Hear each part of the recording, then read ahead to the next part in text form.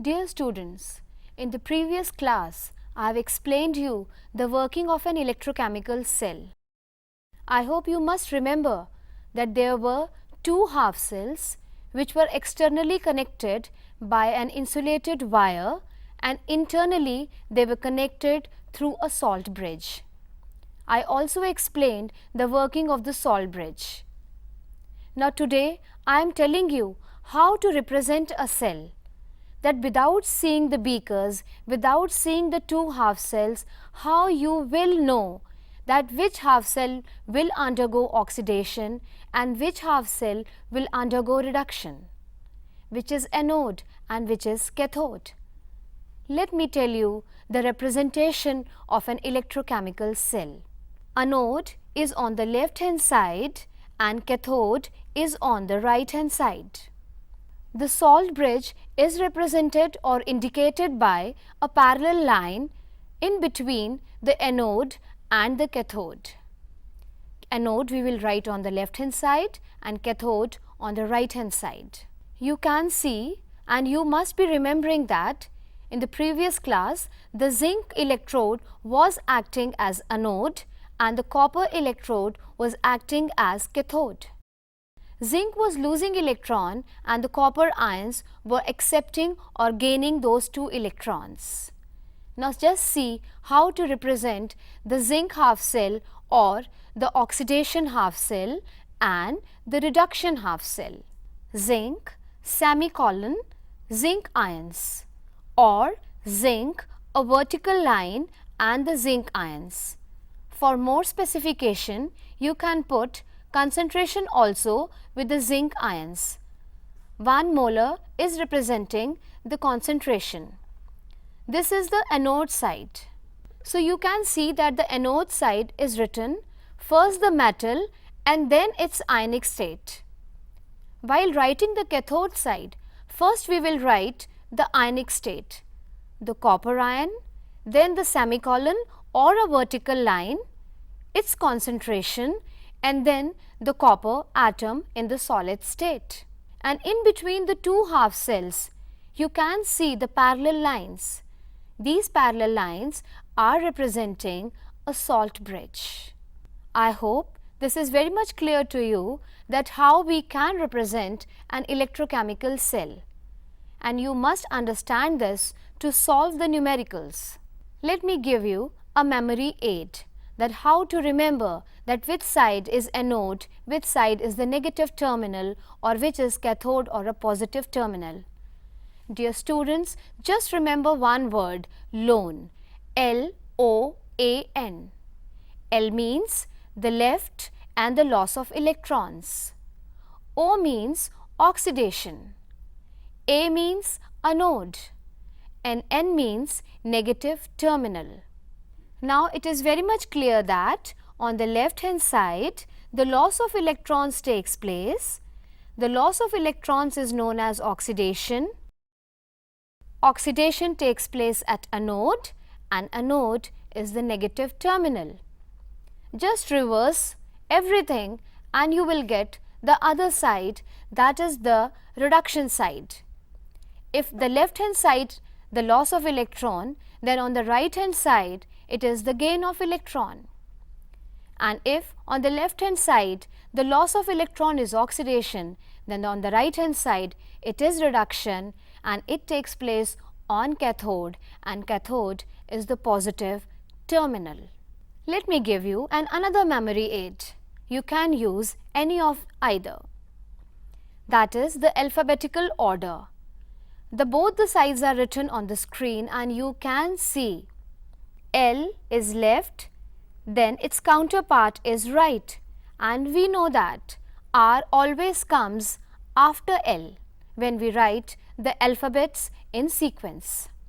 O oxidation, R is reduction, A is anode, C is cathode, N is negative, P is positive. We know that R, C or P always comes after A O, A and N. The electrode potential of the galvanic or the Daniell cell is 1.1 volts. The concentration of the zinc ions and the copper ions are taken as unity.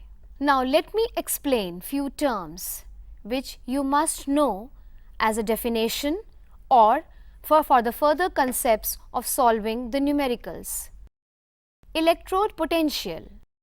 Electrode potential is defined as the potential difference between the electrode and the electrolytic solution, or you can simply say as electrolyte. If there is no electrode potential, there will be no transfer of electrons. As we know that the heat only transfers when there is a temperature difference. Always heat transfers from hot body to cold body. In the same way, whenever there is an electrode potential, there will the movement of electrons. When the concentrations of all the species involved in the half cell is unity, then the electrode potential is known as standard electrode potential. And earlier I have told you that the direction of the flow of the current is opposite to the electron flow. Cell potential. Cell potential is the potential difference between the two half cells of the galvanic cell. The unit of the cell potential is volts and the apparatus which we use to measure the cell potential is voltmeter. Now how to measure this electrode potential? What formula we will use to calculate the electrode potential? Let's see that. EMF, electromotive force or cell potential. The formula is E cell is equals to E right minus E left. And I hope now you know that on the right hand side we have cathode and on the left hand side there was anode. So we can also write this formula as E cell equals to E cathode minus E anode. And very important point to note is, for calculation of EMF of the cell, the electrode potentials are always taken as reduction potentials. EMF is slightly different from the cell potential. EMF we say when the cell is not sending any current or a negligible current, that is just in the beginning when the cell just starts working, at that time the potential difference is known as electromotive force. In short we say as EMF. Dear children, the cell potential which we measure by using the formula E cathode minus E anode is the relative value of the cell potential. It is not the absolute value. To measure the absolute value of the electrode potential, we need a reference electrode. Standard hydrogen electrode is universally accepted as a reference electrode. Let me explain you this SHE or NHE. The full form of SHE is standard hydrogen electrode, and SHE, which is also known as NHE, is normal hydrogen electrode, commonly known as reference electrode.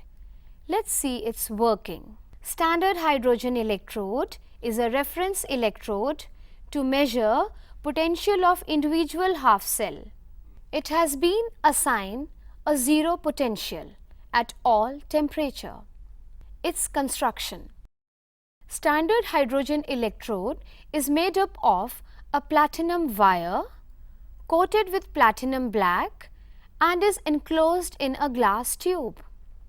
We use platinum here because it is an inert element.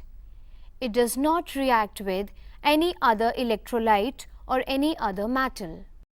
And the SHE is a reversible hydrogen electrode because it can undergo the oxidation as well as reduction. This platinum wire enclosed in the glass tube is known as the platinum electrode. It is dipped in the hydrogen ions, which the concentration is 1 molar. The hydrogen gas is constantly bubbled through this solution at 1 atmospheric pressure. This is the standard hydrogen electrode, which can act as anode as well as cathode depending upon the other half cell. Earlier I have told you, arbitrarily its potential has been fixed as 0 volts. Now let me explain you both the reactions, how it can undergo oxidation, that is the loss of electron, and how it can undergo the reduction, that means the gain of electrons. Just see that. As anode, you can see hydrogen gas loses 2 electron and is oxidized to hydrogen ions. And when it has to act as cathode, that means the gain of electron, then hydrogen ions in the electrolyte, they accept or gain the 2 electrons and is reduced to hydrogen gas. So I think it's very much clear that it can act as anode and cathode. So we say it as reversible hydrogen electrode. Just see the reaction, the conversion of the elemental state into the ionic state and the reverse reaction. In the figure, now you can see that the standard hydrogen electrode is connected to another half cell. It is a nickel half cell. SHE acts as the other half cell, and you can see that the two cells are internally connected through a salt bridge, the function of which has been clear to you in the previous class. The cell potential which we measure is the cell potential of the other half cell which is connected to the standard hydrogen electrode just by simply using the formula E cathode minus E anode or E right minus E left. We can find out the cell potentials of the various cells. In the given example, you can see with the hydrogen electrode, the copper half cell is connected. As you can see from the representation of the half cell, the hydrogen cell or the standard hydrogen electrode is acting as anode because it is written on the left hand side of the parallel lines, and the copper electrode is written on the right hand side of the parallel lines. Now simply using the formula E right minus E left, we can write 0 for the hydrogen electrode. So the ER, that is the potential of the right hand side electrode, which is a copper electrode, comes out to be 0.34 volts. This is the electrode potential of copper half cell. By connecting various half cells with the standard hydrogen electrode, we have calculated the potentials of the various half cells, and they are arranged in a series known as electrochemical series. Just by taking the values from the electrochemical series and putting these values in the formula E cathode minus E anode, we can find out the cell potentials without actually connecting the two half cells. And let me once again tell you the use of the platinum electrode. It is an inert electrode and it just provides the surface for the inflow and the outflow of the electrons.